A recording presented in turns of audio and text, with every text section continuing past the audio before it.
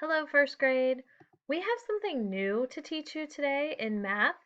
It's something we've never done, but something that I think you will think is pretty cool because it's going to help us stay organized and to add and subtract.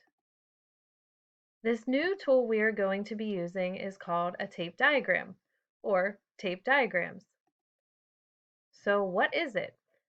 It's just a math tool that we can use to organize our drawings. So if you think about math every day, you know that we spend a lot of time drawing on whiteboards or drawing on paper or in our workbooks. A tape diagram is just a tool that we can use to help us keep our drawings very organized, neat, and easy to understand. We can use a tape diagram to add and to subtract. So let's take a look. Say that I have a story. And the story goes like this. There were 4 adults swimming in a lake and 3 children swimming in a lake. How many people were swimming in the lake? So if we were using our dry erase board at school, we would probably do something like this. Draw 4 circles to represent the adults swimming in the lake, and draw 3 more circles to represent the children swimming in the lake. So the question was, how many people are swimming in the lake? So already my drawing is pretty organized, but I can use a tape diagram around my drawing to keep it even more organized and to label my picture so that everybody can better understand it. To draw a tape diagram, it's basically just a rectangle, and it looks like this. So all I did was I drew a rectangle around my picture. That's it. You can see that I actually divided my rectangle into the number of adults and the number of children. So I drew a line in the rectangle to show the separation of the adults in the story and the children in the story. That's all a tape diagram is.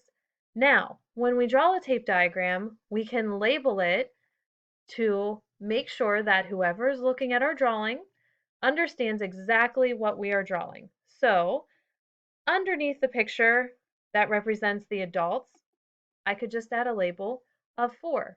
4 tells me this is how many adults were swimming in the lake. I can also add a label for the number of children swimming in the lake. 3.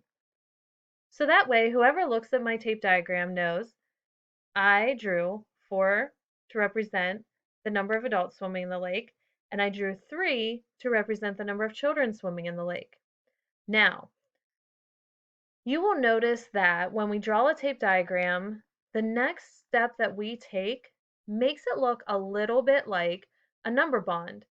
And we've been doing number bonds all year, so this should be pretty familiar to you.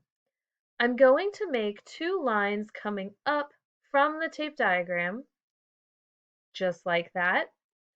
And do you think you might know what goes at the top? That's right. If you said the total or the whole amount, you are correct. So if I have 4 adults swimming in the lake, 3 children swimming in the lake, what is the total number of people swimming in the lake? Go ahead and count them. 7 is the number of people swimming in the lake. So we are going to use these tape diagrams today. You'll learn about them in our video, and we'll do some practice with them in Seesaw.